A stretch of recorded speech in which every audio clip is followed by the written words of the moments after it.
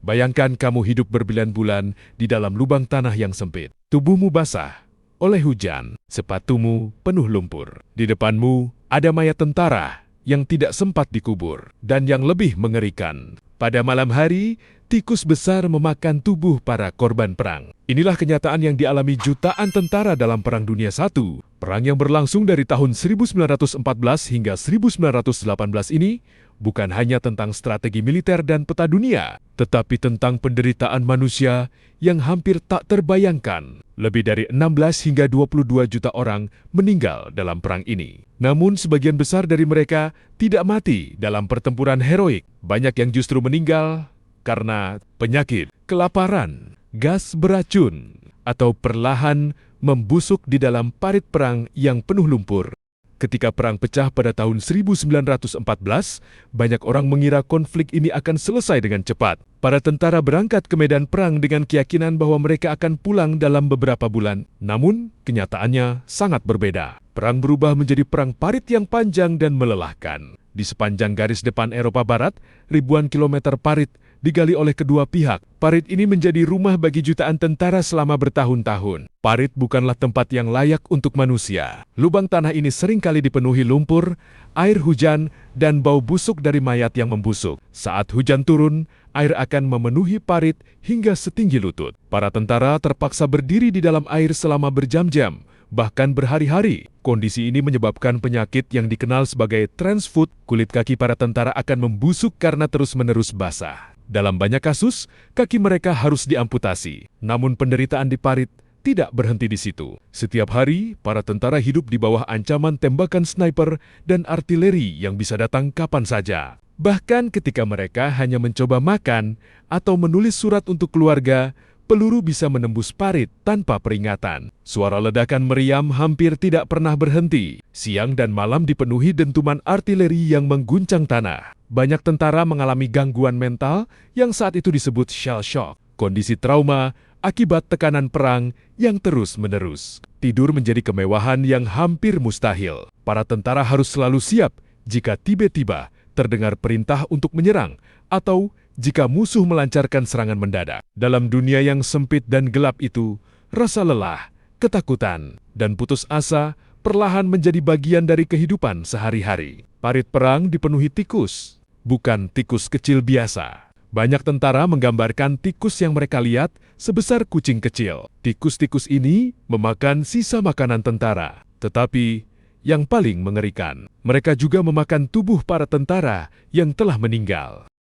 Populasi tikus meningkat sangat cepat karena parit penuh dengan makanan dan mayat. Para tentara sering terbangun di malam hari dan melihat tikus berlarian di atas tubuh mereka atau di sekitar wajah mereka. Beberapa kesaksian dari tentara menyebutkan bahwa mereka harus menembak atau memukul tikus hanya untuk menjaga tempat tidur mereka tetap bersih. Namun jumlahnya terlalu banyak untuk dihentikan. Selain tikus, kutu juga menjadi masalah besar. Seragam para tentara dipenuhi kutu yang menyebabkan rasa gatal yang luar biasa. Para tentara sering mencoba membunuh kutu dengan memanaskan pakaian mereka di atas lilin atau api kecil.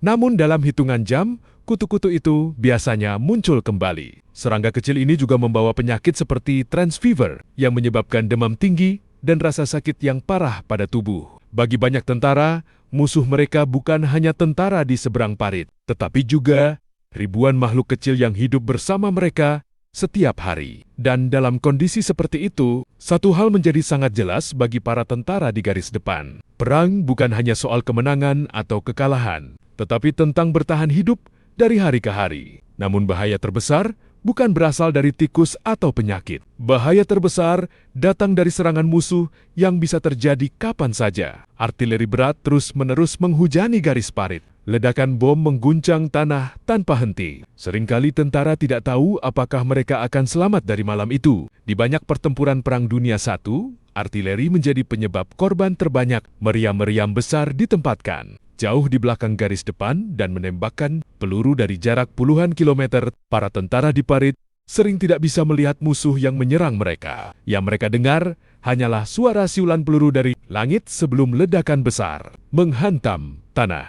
Situasi ini menunjukkan bagaimana teknologi artileri mengubah cara perang berlangsung, di mana kehancuran bisa datang dari jauh tanpa peringatan. Perang Dunia I juga memperkenalkan senjata baru yang jauh lebih mematikan. Salah satu yang paling ditakuti adalah gas beracun. Gas ini pertama kali digunakan secara besar-besaran pada tahun ke-1915.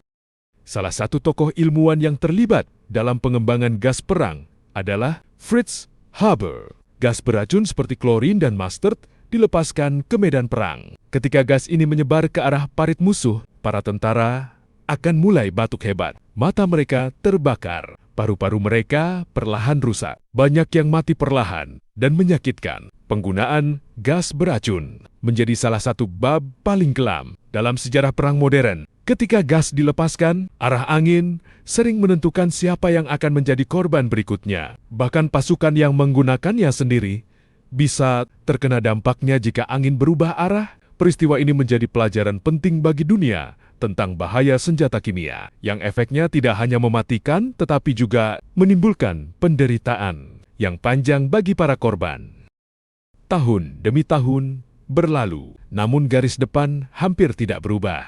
Para tentara terus bertempur, mati, dan digantikan oleh tentara baru. Banyak yang mulai kehilangan harapan. Mereka menyadari bahwa perang ini mungkin tidak akan pernah berakhir. Namun pada tahun 1917, para tentara hidup dalam rutinitas perang yang melelahkan. Hari-hari diisi dengan memperbaiki parit yang rusak, berjaga di tengah malam, dan menunggu perintah serangan yang bisa datang kapan saja. Namun seringkali, setelah pertempuran besar yang menelan banyak korban, wilayah yang diperebutkan hanya bergeser beberapa ratus meter saja. Perang parit membuat konflik ini berubah menjadi perang ketahanan yang panjang dan melelahkan bagi kedua belah pihak. Situasi ini juga mulai mempengaruhi kondisi masyarakat di negara-negara yang terlibat perang. Persediaan makanan menipis, ekonomi melemah, dan jutaan keluarga hidup dalam ketidakpastian menunggu kabar dari medan perang. Banyak orang mulai mempertanyakan kapan perang ini akan berakhir.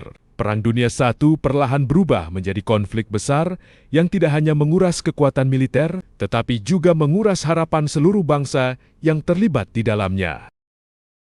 Pada tahun 1917, Amerika Serikat akhirnya bergabung dalam perang. Masuknya pasukan Amerika memberi kekuatan baru bagi pihak sekutu. Tekanan terhadap Jerman semakin besar. Perang yang telah berlangsung selama bertahun-tahun mulai mendekati titik akhir. Keterlibatan Amerika Serikat membawa perubahan penting dengan sumber daya industri yang besar serta pasukan segar yang terus berdatangan ke Eropa. Pihak sekutu mulai memperoleh keunggulan yang semakin jelas, juga memberikan dorongan moral bagi pasukan sekutu yang sebelumnya telah bertahun-tahun berperang tanpa kepastian kemenangan.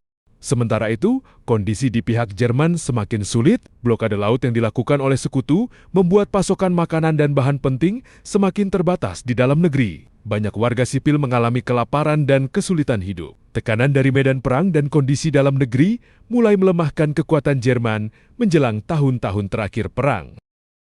Akhirnya pada tanggal 11 November 1918, sebuah perjanjian gencatan senjata ditandatangani. Perang yang telah menelan jutaan korban akhirnya berhenti. Hari itu dikenal sebagai Armistice Day. Untuk pertama kalinya setelah bertahun-tahun, senjata akhirnya diam. Menjelang akhir tahun 1918, banyak pasukan di garis depan sudah kelelahan setelah bertahun-tahun berperang tanpa henti. Ketika kabar tentang gencatan senjata mulai menyebar, sebagian tentara bahkan sulit mempercayainya. Setelah begitu lama hidup dalam suara tembakan dan ledakan, gagasan bahwa perang benar-benar akan berhenti terasa hampir tidak nyata bagi mereka. Pada hari gencatan senjata akhirnya berlaku.